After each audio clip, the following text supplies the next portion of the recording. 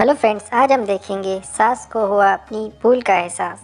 दादाजी एक आम मध्यम वर्गीय परिवार की मुखिया थी। वे अपने बेटे शुभम और बहू मनीषा के साथ रहती थी। एक बेटी सीमा थी जो कि शादी के बाद अमेरिका में बस गई थी। दादाजी के पति की मृत्यु बहुत पहले ही हो चुकी थी। शुभम और मनीषा की शादी को 5 साल हो गए थे, लेकिन अब तक उनकी कोई संतान नहीं थी। दादाजी की बहू मनीषा भी जॉब करती थी, जो कि दादाजी को बिल्कुल भी नहीं सुहाता था। वह जल्द से जल्द दादी बनना चाहती थी, लेकिन मनीषा और शुभम ये अच्छी तरह से जानते थे कि अभी मनीषा को जॉब करना कितना ज़रूरी था। दादाजी अपने बेटे शुभम से इस बारे में बात करती तो शुभम किसी न किसी बहाने से बात को टाल देता था। इसलिए वह मनीषा को ही परेशान करने के बहाने ढूंढती रहती थी ताकि वह अपनी जॉब छोड़ दे। और अभी कोरोना काल में तो मानो उनके मन की मुराद ही पूरी हो गई थी। हालांकि वे दिल की बुरी नहीं थी, लेकिन पोते की चाह में वे ना चाहते हुए भी ऐसा कर जाती थी। अपनी हम उम्र सहेलियों को दादी बनते देखकर उनका मन दुखी हो जाता था। उस दिन भी घर में ऐसा ही कुछ हुआ।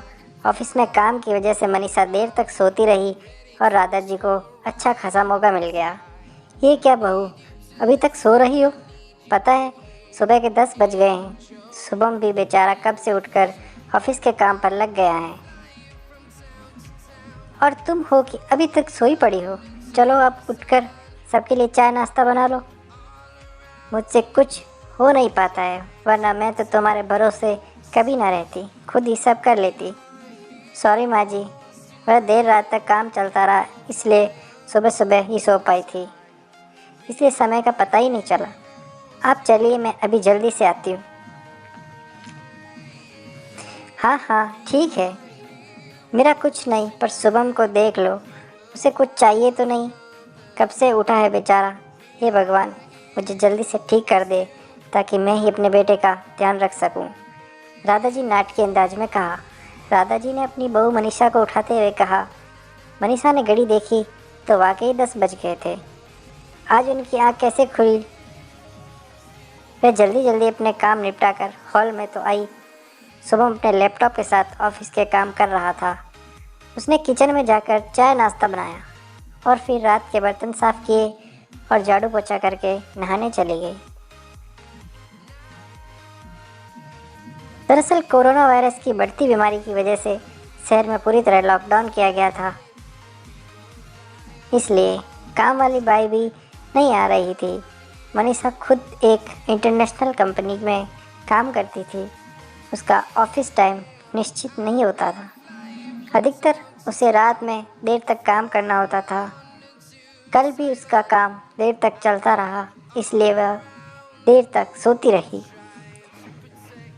मनीषा नहाकर आई तो देखा कि उसकी सास अपने कमरे में अपनी सहेली से फ़ोन पर बात कर रही थी। बातचीत में अपना नाम सुनकर मनीषा सास की बात सुनने लगी। अरे शारदा, तुम भी अपनी बहू को ज़्यादा सर पर मत बैठाओ।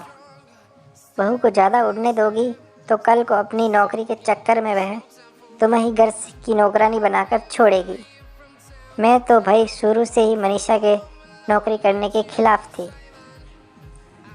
अब करे नौकरी शौक से, पर साथ साथ घर के काम भी करे। मैं तो बदन दर्द का बहाना बनाकर बैठ जाती हूँ, नहीं तो सारे काम का बोझ मेरे सिर पर आ गिरता। मैं कोई मुफ्त की नौकरी या नौकरानी थोड़ी ही हूँ। मैं तो कहती हूँ तुम भी यही किया करो। सास की बात सुनकर मनीषा की आंखों में आंसू आ गए।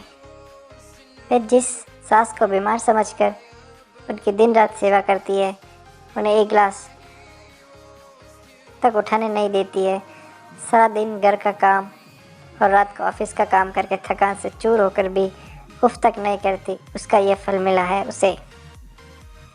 माना वह मेरी नौकरी के खिलाफ है, मगर यदि घर की किस्त नहीं होती तो वह भी कभी नौकरी नहीं करती। शुभम का बोझ कम करने के लिए तो वह नौकरी कर रही थी।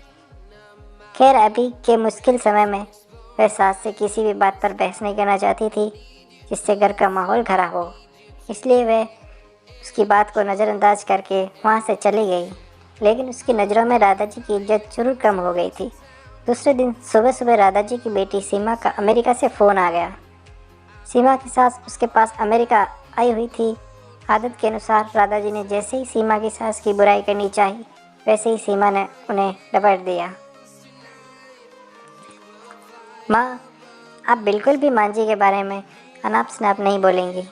पता है आपके चक्कर में आकर मैंने उसके साथ कितना बुरा व्यवहार किया था, लेकिन आज मुझे उसकी कीमत पता चल गई है।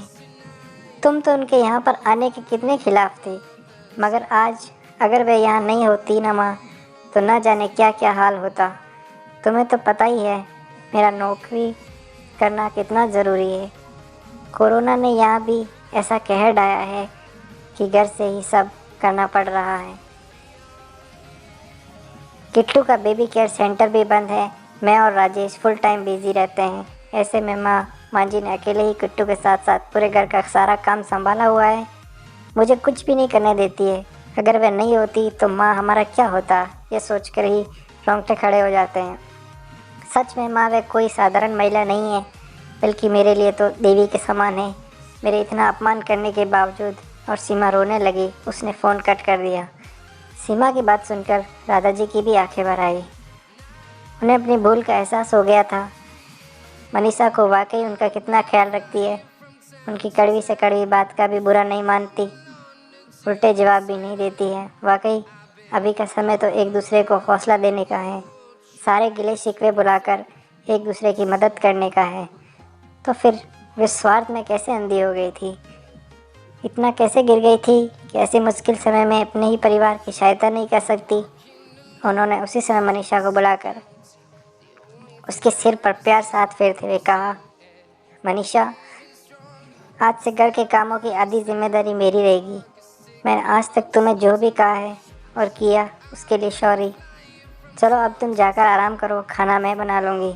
इधर सास का बदला हुआ रूप देखकर मनीषा की आंखों में खुशी के आंसू आ गए और अपनी सास के प्रति उसके मन में फिर से पहले वाला सम्मान वापस आ गया था।